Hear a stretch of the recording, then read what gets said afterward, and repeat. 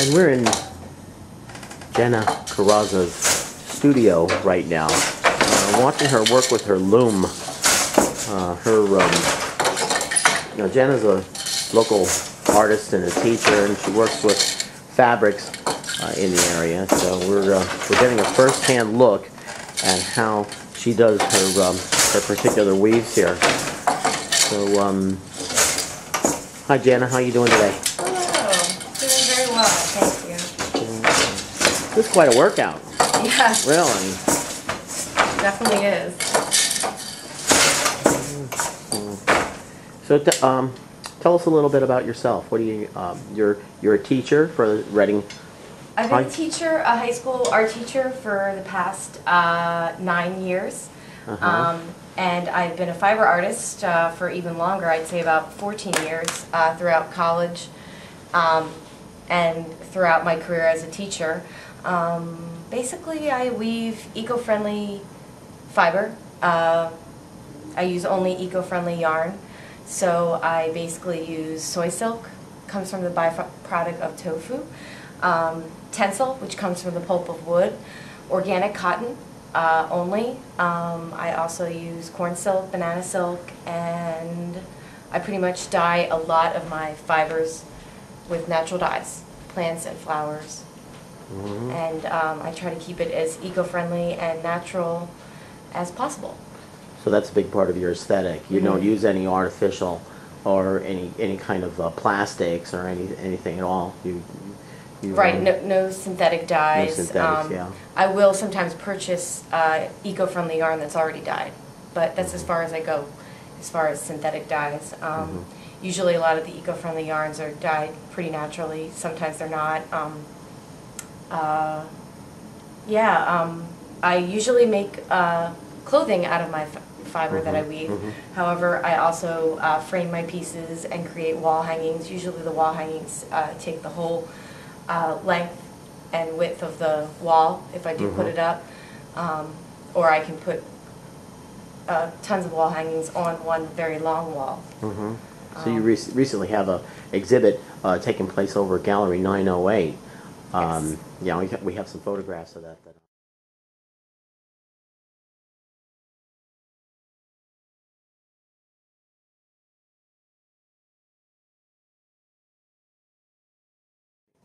So is that stretches over into the other part of your life as well too? You eat, Yeah, I've been a vegetarian for about 14, 15 years, something like that.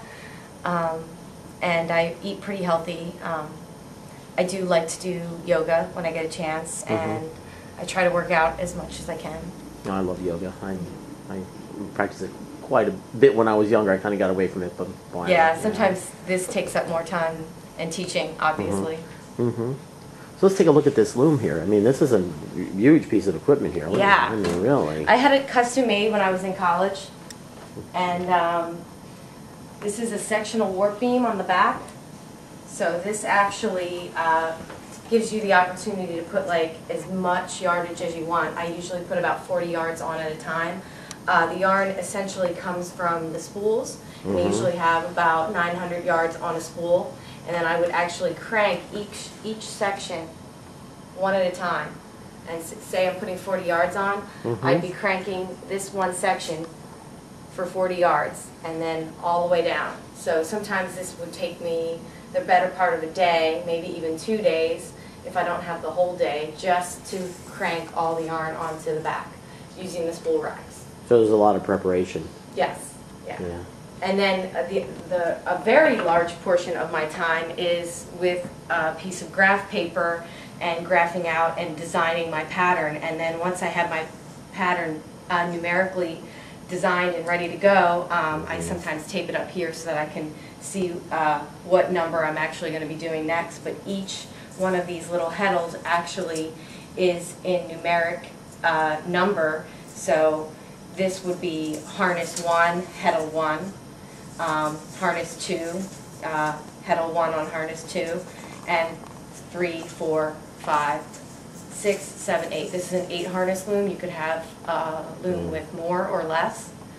This actually has the capability, the reason there's a space here, it has the capability of being a 10 harness loom, but at this point it's just an 8 harness. Mm-hmm. And one thing differently than weavers that I have seen in the past, and even some contemporary weavers, I tend to not keep my warp the same color, or I don't have blocks of color. I usually blend just like a painter would with paint, and I use that as sort of my own technique, and I pretty much like to just random it. So there might be a block of you know, cerulean blue in one area, there might be a block of lemon yellow in another area. I really do, since I teach art, I use all the different media that I use with my students to refer to my weaving. So I don't really think of them as just fiber art. I also think about the way paint is blended, or the way you would blend with even colored pencil or even pastel. I use a lot of those same techniques in my weavings. Wow, that's great. That's great. Is there a big market for this right now, or is this? Well, I think eco-friendly fiber, I've been weaving it for about 14 years, and now it's just hip and very happening, and I would definitely say it's all the rage.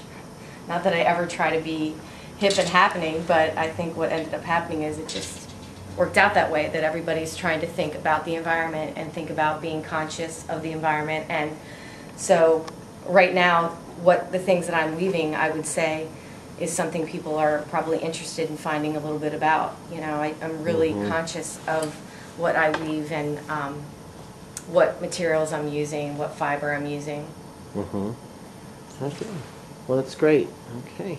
Well, I certainly thank you for the time and allowing us to come up and visit you in your studio here and take a look at what you're doing. Okay. Well, thank you very much. I'm with Thank you, Ron. Janna.